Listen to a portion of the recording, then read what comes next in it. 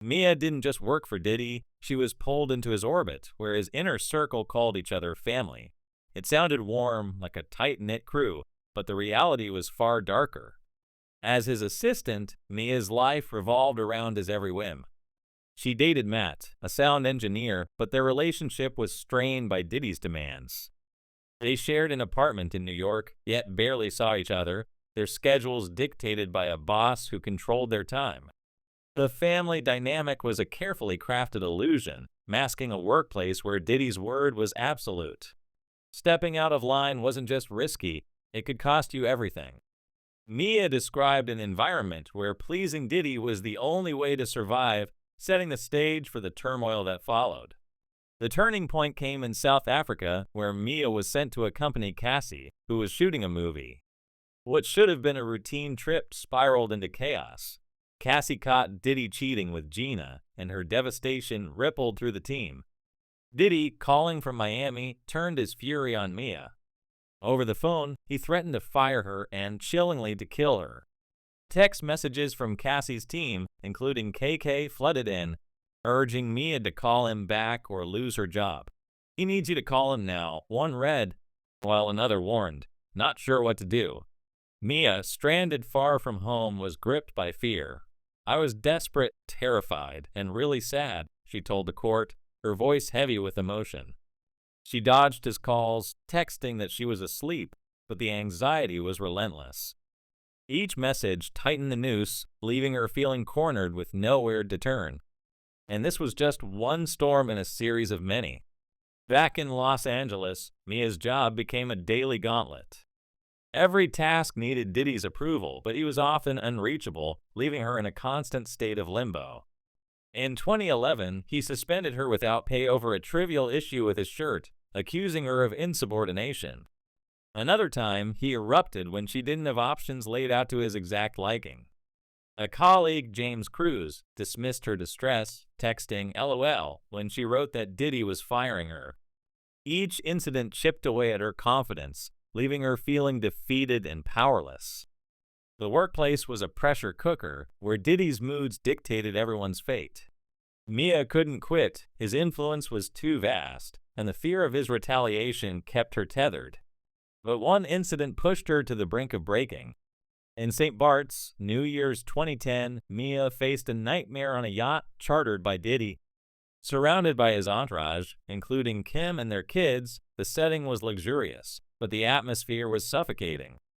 Tasked with counting money in the safe, a job meant for security, Mia faced Diddy's wrath when he deemed her too slow. He screamed, chased her out, and hurled insults, telling her to walk on water like Jesus and get out.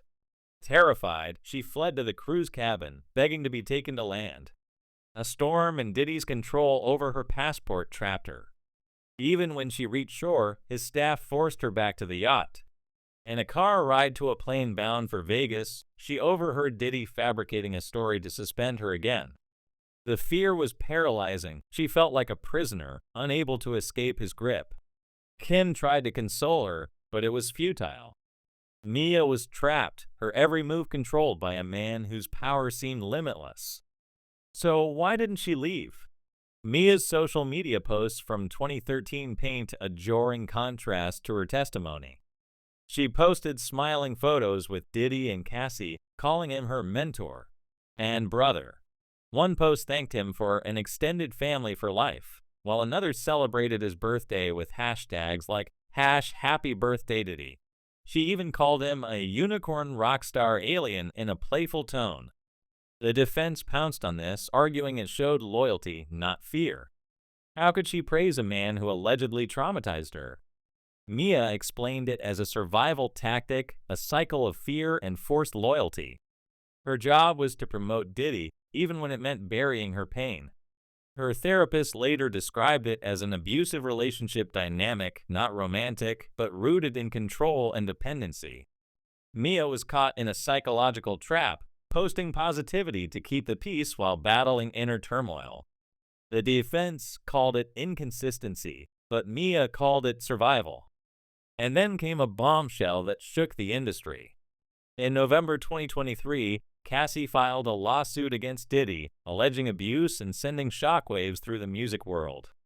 Mia, who had left Diddy's company in 2017, felt the impact deeply. She had been working on the Bad Boy documentary when she learned Revolt Films, a profitable arm of Diddy's empire, was shutting down. The news hit like a gut punch. She cried herself to sleep, convinced she'd done something wrong. After 9 months of legal battles, her attorney secured $200,000 in severance through mediation, but it came with a heavy cost. Mia felt shame, like she was betraying a code of silence by speaking out.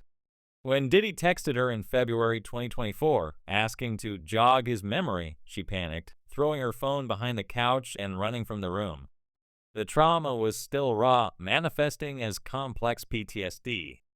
Simple things like misreading emails or hearing her name called flooded her with memories of Diddy's control.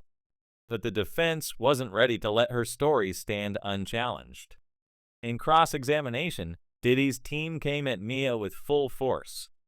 They pointed to her social media, where she promoted Diddy's TV appearances and celebrated his achievements, like convincing him to add a Diddy door to a TV set. They questioned why she never confronted him about the alleged assault, suggesting her story didn't add up. Mia held firm, explaining she was terrified and psychologically bound to him. The defense highlighted a scrapbook she made for Diddy, filled with articles from 1991 onward, with a note hoping he'd reflect on his life. They argued it showed admiration, not trauma.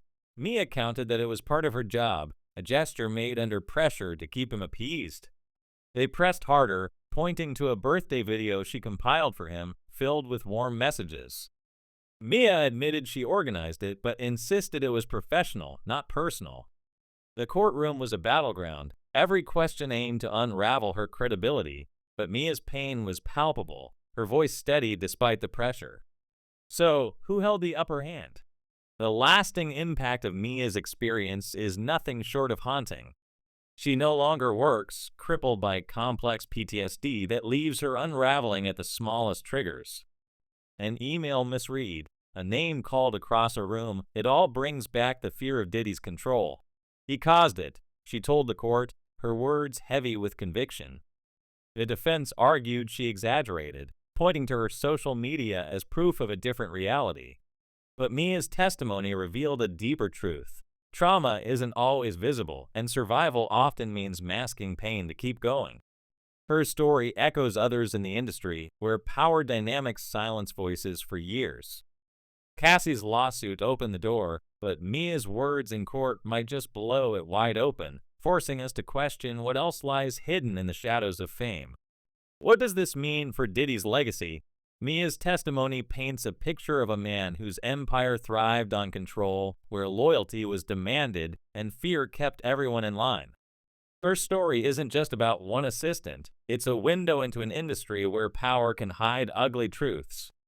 Was Mia a loyal employee trapped in a toxic web, or does the defense have a point that her story doesn't fully add up? The trial's outcome could reshape how we see Diddy, not just as a music icon, but as a figure whose influence may have come at a devastating cost. Her pain was raw, her contradictions human, and her courage undeniable.